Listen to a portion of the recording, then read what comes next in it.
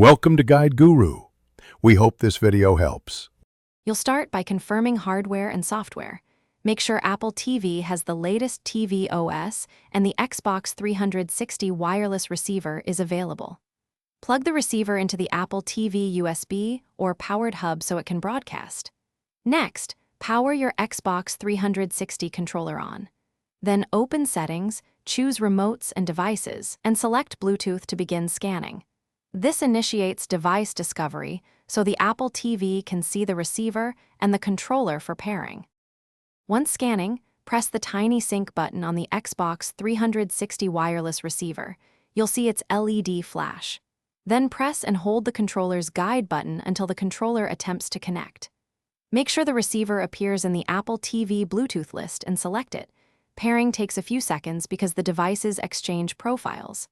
After paired, test inputs in a simple app or game, and if buttons are off. Open Accessibility or Controller Settings to remap or fine-tune performance. Finish by launching a game to confirm all buttons, triggers, and sticks respond. This proves a stable connection. If you notice lag, intermittent disconnects, or weak range, then use a powered USB hub for the receiver, move other wireless devices away, or replace controller batteries. These fixes reduce interference and improve power. If pairing fails, forget the receiver in Bluetooth, reboot Apple TV and the controller, then repeat the sync process. Once connected, you'll be ready to play with minimal latency. Thanks for watching. Consider subscribing if we helped you today.